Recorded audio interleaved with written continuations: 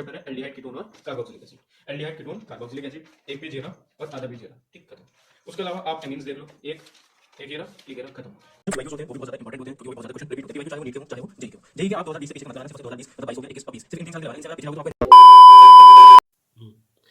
Hello guys, जैसे कि आप सब जानते हो मेरा नाम राहत हुसैब है।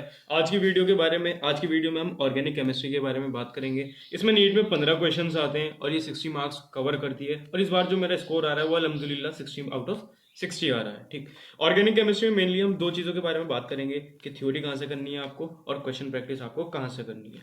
देखो, जो ज़्यादा का टेलीग्राम पे मेरे पास मैसेज आ रहे थे वो उस चीज़ से रिलेटेड है जो पहली बार तैयारी कर रहे हैं। तो इस बार जो हम ये जो वीडियो बना रहे हैं उसमें मेनली उसी की बात करेंगे जो पहली बार तैयारी कर रहे हैं और वो ऑर्गेनिक को किस तरीके से कवर करें। देखिए, कोई सी भी कोचिंग हो, चाहे वो एलन हो, चाहे आकाश हो, चाहे पीडब्ल्यू, कोई सी भी कोचिंग हो, वहाँ पे जो सबसे पहली चीज़ पढ़ाई जाती है ऑर्गेनिक केमिस्ट्री में वो आईयूपीएसी पढ़ाई जाती है। आईयूपीएसी में मेनली जो होती है वो हमारे अंडर जो आती है वो नेमिंग आती है कि कंपाउंड को जो हम नाम रखेंगे वो किस तरीके से नाम रखेंगे। जैसे कि बहुत सारे चैप्टर है, हेलो एल्केन, हेलो एरीन है, अल्कोहल, फिनॉल, कार्बोक्सिलिक एसिड हुआ या फिर एमीन वाला, कोई सा भी चैप्टर हो, हाइड्रोकार्बन, कुछ भी हो, हर चैप्टर के शुरू में 2 से लेकर 3 पेज तक जो होते हैं वो हमारी आईयूपीएसी ही रहती है कि कंपाउंड को किस तरीके से नाम रखा जाए। और यहाँ से एक क्वेश्चन जो होता है वो आ जाता है, बहुत इजी क्वेश्चन होता है जो आता है और बहुत ज़्यादा स्कोरिंग रहता है।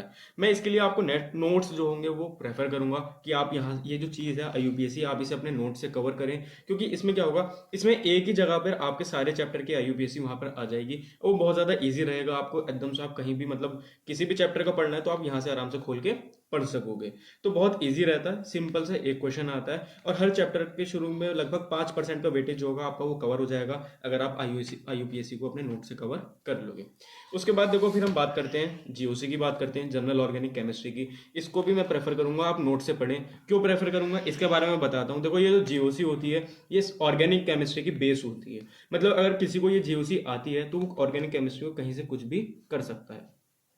देखो, जो एनसीईआरटी की 11th वाली क्लास में जो जीओसी वाला चैप्टर दे रखा है, उस एनसीईआरटी की जो लैंग्वेज है वो बहुत ज़्यादा कॉम्प्लेक्स है। अगर आप डायरेक्टली उसे देखोगे, उसे पढ़ना चाहोगे तो आप एनसीईआरटी कवर नहीं कर पाओगे। इसलिए मैं आपसे कह रहा हूँ कि इसे जो है वो आप नोट से पढ़ना, क्योंकि नोट्स में जो होगा आपको रिएक्शन मैकेनिज्म देखने को मिलेंगे, बहुत सारे इफेक्ट होते हैं, इंडक्टिव इफेक्ट मिलेगा, रेजोनेंस या मेसोमेरिक इफेक्ट मिलेगा, एसिडिटी और बेसिसिटी का मतलब स्टेबिलिटी वगैरह कि किसमें एसिडिटी ज़्यादा, किसमें बेसिसिटी ज़्यादा, उसके अलावा कार्बोकैटायन, कार्बोएनायन, इन सब की स्टेबिलिटी, बहुत सारी चीज़ें आपको देखने को मिलेगी। अगर आपने ये जीओसी अच्छे तरीके से कर ली तो आप ये समझो आपका जो पूरा बेस है वो कवर हो जाएगा। आप ऑर्गेनिक केमिस्ट्री को समझने लगोगे, फिर आपको इसको रटने की जरूरत नहीं पड़ेगी। ज्यादातर बच्चे रटते हैं कि भैया याद नहीं कर पा रहे, बहुत ज्यादा दिक्कत हो रही है। तो देखो, आप रटो मत, आप समझ लो। समझने के लिए जरूरी है कि आप जीओसी का जो ये बेस है ऑर्गेनिक केमिस्ट्री का, आप इसे अच्छे तरीके से कवर कर लो और ये आप नोट से करोगे मेरे हिसाब से तो वो आपके लिए ज्यादा बेहतर रहेगा। तो देखो, अब हम बात करेंगे हाइड्रोकार्बन की कि हाइड्रोकार्बन से लेके केमिस्ट्री इन एवरीडे लाइफ तक जितने भी चैप्टर हैं वो सिर्फ और सिर्फ आपको उनकी एनसीईआरटी ही कवर करनी है। एनसीईआरटी के अलावा कुछ भी कवर नहीं करना।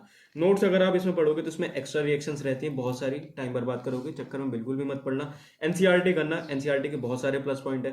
एक तो सबसे बड़ा प्लस पॉइंट ये है कि इसकी जो लैंग्वेज है वो कैसी है, सिंपल लैंग्वेज, बिल्कुल सिंपल, आप आराम से पढ़ोगे, बिल्कुल बहुत आराम से समझ में आ जाएगी। यहाँ पे आपको सॉल्व क्वेश्चंस देखने को मिलेंगे, एग्जांपल्स मिलेंगे, एक्सरसाइज मिलेगी, उसके अलावा समरी मिलेगी और बहुत सारे छोटे छोटे पॉइंट होते हैं जो ज्यादातर बच्चे जो होते हैं वो छोड़ देते हैं। तो मैं यहाँ पे एक एनसीईआरटी के सिर्फ और सिर्फ हाईलाइट वाली सीरीज शुरू करूंगा। हर चैप्टर में बस उसमें आपको ये बताऊंगा कि देखो ये चीज ऐसी है, यहाँ से ये अंडरलाइन कर लेना, यहाँ ये पढ़ लेना, यहाँ ये पढ़ लेना। 5 से लेकर 6 मिनट की वीडियो होगी, एक चैप्टर आपका उसको में कवर हो जाएगा।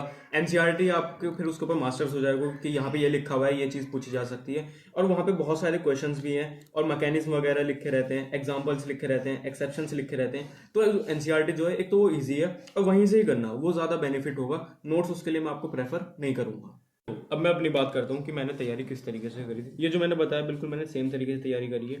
आईयूपीएसी और जीओसी के जो मैंने नोट्स बनाए थे, ठीक, उससे क्या फायदा हुआ कि जीओसी जैसे ही मैंने इसके नोट्स बनाए, इसे कवर करा, मेरे जो कॉन्सेप्ट थे वो मेरे क्रिस्टल क्लियर हो गए थे। एक एक चीज़ मुझे बहुत आसानी से समझ में आने लगी थी। फिर उसके बाद मैं अपना एनसीईआरटी पर आ गया। एनसीईआरटी के एक ही चैप्टर को मैंने 3 से 4 बार करा, पढ़ा, अच्छे तरीके से पढ़ा, सारे पॉइंट को मैंने अंडरलाइन करता गया। अंडरलाइन करते करते जब मैंने बार बार पढ़ा तो फिर मुझे देखो ऐसा लग रहा था कि जैसे सपोज करो मैं अगर ये खोल रहा हूँ तो पहले मैं ये लाइन भी पढ़ रहा हूँ, फिर मैं ये पढ़ रहा हूँ, ये पढ़ रहा हूँ, ये पढ़ रहा हूँ, ये पढ़ रहा हूँ, जो जो अंडरलाइन कर रखा है वो कर रहा हूँ, जो सॉल्व क्वेश्चन है उन्हें कवर कर रहा हूँ। तो इससे क्या हुआ, फिर मुझे ऐसा लग रहा था कि मेरा टाइम ज़्यादा जा रहा है।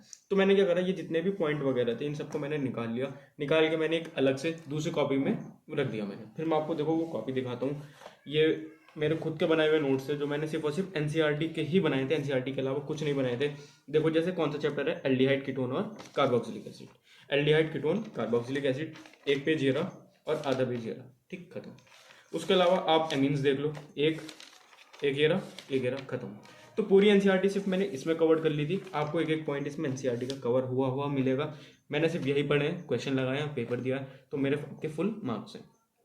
देखो उसके अलावा इसे हम साइड करते हैं, दूसरी चीज़ पर आते हैं। देखो अब हम बात करेंगे मोस्ट कॉमन मिस्टेक, ऐसी गलती जो सब ज़्यादातर करते हैं। वो क्या होती है कि बच्चा जो है अपने नोट्स ही बना लेगा, फिर जब वो टॉपर की वीडियो देखता है वो कह रहे होते हैं कि भाई एनसीईआरटी पे फोकस करो। और लेकिन जो क्लास के टीचर होते हैं या दोस्त वगैरह एक एक्स्ट्रा अपनी एडवाइस दे देते हैं अपनी तरफ से कि भाई एक काम कर लो, एक कॉपी बना लो, उसमें सारी रिएक्शन एक जगह लिख लो, उसमें थ्योरी नहीं होती, सिर्फ और सिर्फ रिएक्शन होते हैं, वो पढ़ लो।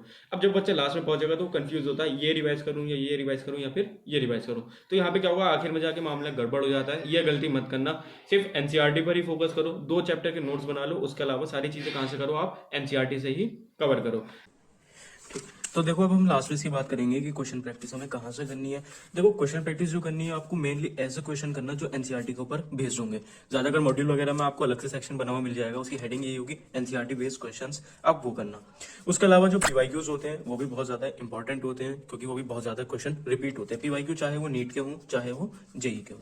जेई के आप 2020 से पीछे का मत लगाना, सिर्फ और सिर्फ 2020 मतलब 22 हो गया, 21 और 20, सिर्फ इन 3 साल के लगाना। इनसे अगर आप पीछे जाओगे तो आपको एनसीईआरटी के बाहर के क्वेश्चन आपको देखने को मिलेंगे। नीट के आप प्रीवियस ईयर लगा सकते हो, 2013 तक कह सकते हो आप, या 2010 तक के भी आप लगा सकते हो, उसमें कोई दिक्कत वाली बात नहीं है। उसके अलावा एनसीईआरटी में जो इंडेक्स क्वेश्चंस होते हैं या जो एनसीईआरटी के एग्जांपल्स होते हैं वो सब करने बहुत ज्यादा जरूरी होते हैं। उसके अलावा एक अलग से बुक आती है एनसीईआरटी एग्जाम्पलर, वो भी बहुत आप अच्छे तरीके से करना, क्योंकि क्वेश्चन वहां से भी आ जाते हैं। और ये जो क्वेश्चन होंगे आपको मेनली सिर्फ और सिर्फ एनसीईआरटी बेस्ड ही देखने को मिलेंगे, और इन्हीं क्वेश्चन की आप प्रैक्टिस करना और इनसे ही आपको हेल्प मिलेगी बहुत ज्यादा।